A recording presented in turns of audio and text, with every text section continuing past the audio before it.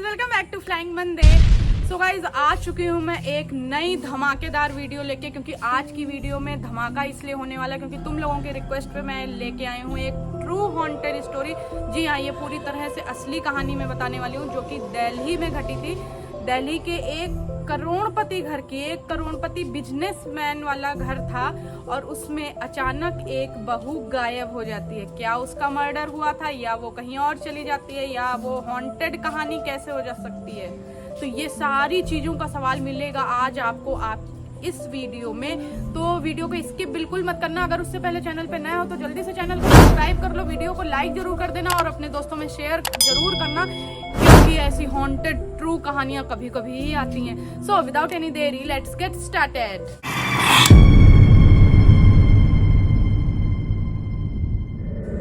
So guys, मैं story आज आपको सुनाने वाली हूँ नैन्सी की।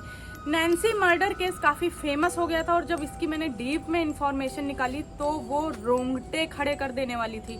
वहाँ पे बहुत सारी चीजें सस्पेंस थी, बहुत सी चीजें ऐसी थी जिनके सवाल अभी भी नहीं मिले हैं, बहुत सारी चीजें ऐसी थी जो भूत प्रेत की तरफ इशारा करती थी। हाँ जी, कुछ चीजें वहाँ पे ऐसी थी जो पूरी तरह से हॉन्टेड थी, हॉरर थी, जिनका पता आज भी नहीं चल पाया है कि वो सारी चीजें सच थी या ऐसी महज इत्तेफाक था। सो स्टार्ट करती हूँ। स्टार्ट होता है नैन्सी का जो बॉयफ्रेंड होता है। लगभग इन लोगों की जो लव लाइफ होती है वो 8-9 महीने की हो जाती है और इसके बाद ये लोग डिसाइड करते हैं, नैन्सी और इनका जो बॉयफ्रेंड है, कि हम लोग शादी कर लेते हैं। तो इनकी शादी हो जाती है, सब लोग बहुत ज़्यादा खुश होते हैं, हर कोई हैप्पी होता है क्योंकि भाई करोड़पति घर में शादी हो रही है। नैन्सी भी करोड़पति है, उसका जो होने वाला हस्बैंड है या हो चुका हस्बैंड है वो भी बहुत करोड़पति है। तो दोनों परिवार भी खुश होते हैं, सब कुछ सही चल रहा होता है। अचानक से नैन्सी की और उसके हस्बैंड की, क्योंकि अब शादी हो चुकी है, उसका बॉयफ्रेंड उसका हस्बैंड बन चुका है, लड़ाइयाँ चालू हो जाती हैं। और कभी कभी लड़ाइयाँ इस कदर चली जाती हैं कि वो बोलता है मैं तुम्हें मार दूंगा, वो बोलती है मैं तुम्हें मार दूंगी और मैं तुम्हें छोड़ दूंगी, इस टाइप से भी हो जाता है और चीज़ें बहुत डिस्टर्बिंग हो गई थी इनकी लाइफ में। फिर एक दिन अचानक उस सुबह भी नैन्सी की और उसके हस्बैंड की बहुत धमाकेदार लड़ाई होती है। लेकिन आज के दिन कुछ अलग होता है। अलग ये होता है कि आज उसका हस्बैंड बहुत जल्दी कूल डाउन हो जाता है और वो नैन्सी को मना लेता है। पहले कभी ऐसा नहीं हुआ था। पहले जब भी नैन्सी गुस्सा हो जाती थी तो उसका हस्बैंड उसको मनाता नहीं था। आज क्यों उसके हस्बैंड ने मना लिया? नैन्सी ये बात मन ही मन में सोच रही थी और यही बात उसके दिमाग में चल रही थी। तभी उसका हस्बैंड आता है, कहता है स्वीटहार्ट चलो हम लोग लॉन्ग ड्राइव पे चलते हैं, पानीपत चलते हैं। आपको पता है दिल्ली से पानीपत बहुत दूर नहीं है, तो ये लोग शाम को पानीपत निकल जाते हैं। फिर लेकिन उसको बहुत अजीब लग रहा था नैन्सी को, जब पानीपत जाती है ना तो अपनी एक फ्रेंड से चैट कर रही होती है और बताती है कि हो सकता है मेरा हस्बैंड आज मुझे मार दे, अगर मेरे साथ कुछ गलत होता है तो उसके जिम्मेदार मेरा हस्बैंड ही होगा। और इतनी चैट होती है, उसके बाद होता ये है जैसा नैन्सी को लग रहा था, उसका हस्बैंड अपने एक दोस्त के साथ में उसको गोली मार देता है। नैन्सी को वहीं पे मार देता है पानीपत में, और वहाँ पे एक रिफाइंड वाली फैक्ट्री होती है, वहाँ पे उसको फेंक दिया जाता है।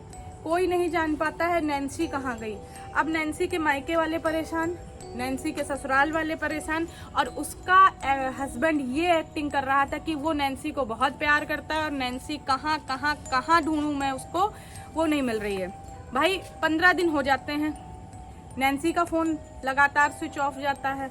अब उसके नैन्सी के जो पिताजी होते हैं उनको बहुत टेंशन होती है और वो पुलिस के पास पहुंच जाते हैं। कहते हैं कि भैया परिवार की इज्जत का कोई लेना देना नहीं, अगर मेरी लड़की को कुछ हो जाता है, और क्योंकि परिवार मतलब कि नैन्सी के ससुराल वाले कह रहे थे कि हमारी इज्जत पे आ जाएगी, आप पुलिस केस कर दोगे, ये वो फलाना ढिमका। लेकिन नैन्सी के पिताजी नहीं मानते, वो पुलिस केस कर देते। अब पुलिस आती है तो पुलिस सबसे पहले साहिल यानी कि नैन्सी के हस्बैंड से पूछताछ करती है कि भैया नैन्सी कहाँ है। तो भाई ये साहिल भाई साहब यानी कि नैन्सी का जो हस्बैंड होता है वो अजीबोगरीब आंसर करता है। वो बोलता है कि नैन्सी एक दिन अचानक उसी दिन उतरी एक ट्रैफिक लाइट पे और बोली कि सिग्नल लाइट होते ना, कि मैं अभी 2 मिनट में आती हूँ। और साहिल यानी कि नैन्सी का हस्बैंड वहीं पे वेट करता रहा। उसके बाद से नैन्सी का कोई अता पता नहीं है। तो यार ये चीज़ पुलिस ने पूछी तो उससे, लेकिन उस पुलिस को जब सुन के बड़ा अटपटा सा लगा। पुलिस ने वो कौन सा रेड लाइट सिग्नल था वहाँ पे भी जाके देखा, ऐसा कुछ सीसीटीवी में नहीं मिला, तो पुलिस को शक होने लगा। लेकिन पुलिस के पास कोई भी सबूत अभी तक नैन्सी के हस्बैंड के खिलाफ नहीं था। जो इंस्पेक्टर था वो काफ़ी छानबीन कर रहा था, उसके ससुराल में चीज़ें देख रहा था और उनके मायके में देख रहा था, और जो इनके फ्रेंड सर्किल है यानी कि उसके हस्बैंड का जो फ्रेंड सर्किल था उसमें भी जाके बात करता था, नैन्सी का जो फ्रेंड सर्किल था उसमें भी बात करता था, लेकिन कहीं से भी कुछ क्लू नहीं मिल पा रहा था। एक दिन अचानक होता यह है कि जो इंस्पेक्टर होता है, जो नैन्सी मर्डर केस की पड़ताल कर रहा होता है, वो सो रहा होता है। तो उसको पता नहीं क्यों ऐसा इत्तेफाक लगता है कि नैन्सी के गार्डन में कुछ ना कुछ है ऐसा। कोई भी नहीं बताने वाला था।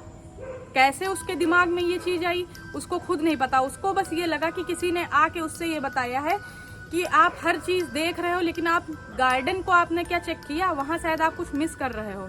मिस कर रहा था वो, मैं बताती हूँ क्या मिस कर रहा था। वो आता है अगले दिन, नैन्सी की ससुराल पहुंचता है, यानी कि साहिल के घर जाता है, तो उनका मेन गेट होता है, इसके बाद गार्डन होता है, तब उनका घर होता है।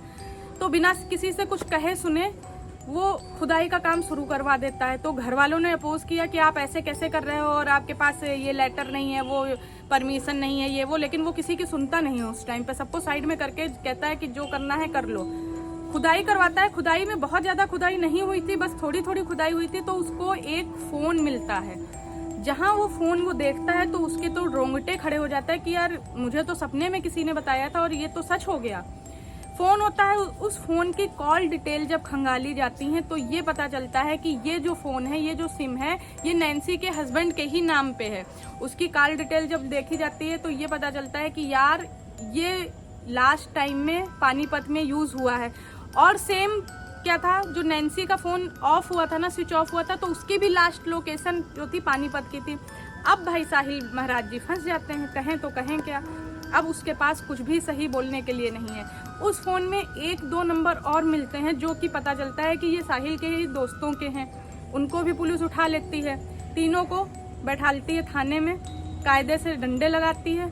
तब साहिल बताता है कि मैं रोज रोज की किचकिच से तंग आकर मैंने उसको गोली मार दी, क्योंकि मेरा कहीं और अफेयर स्टार्ट हो गया था। इस तरह से ये मर्डर केस सॉल्व होता है। उसमें साहिल का एक दोस्त भी होता है, शायद शुभम नाम होता है, और एक बादल नाम का भी कोई शख्स शामिल होता है।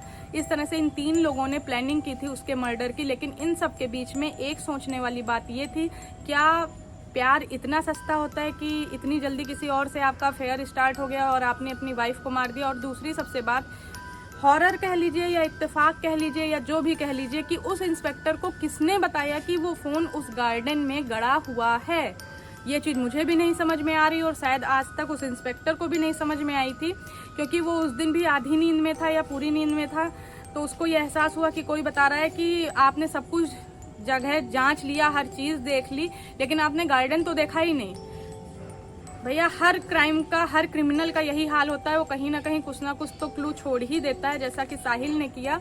अगर वो फोन कहीं और डालता या कुछ करता तो शायद बच जाता, लेकिन उसने अपने घर ही में गाड़ लिया तो वो पकड़ गया। सो आज की स्टोरी आपको कैसे लगी? अगर आपकी भी कोई हॉन्टेड स्टोरी है तो मुझे जरूर लिख के भेज दीजिएगा, क्योंकि मैं अपने सब्सक्राइबर्स की हॉन्टेड स्टोरी शेयर करती हूँ आप सभी लोगों से। अगर आप अभी भी चैनल पर नए हो तो जल्दी से चैनल को सब्सक्राइब कर लो, वीडियो को लाइक जरूर करना, अपने दोस्तों में शेयर जरूर करना। और हम लोगों को इंस्टाग्राम पे भी फॉलो कर सकते हैं, फ्लाइंग बंदे और हेमंत फ्लाई से हम लोग वहाँ भी मौजूद हैं। और ठीक है, मिलती हूँ आपसे किसी ऐसी धांसू वीडियो में। Till then bye bye, take care.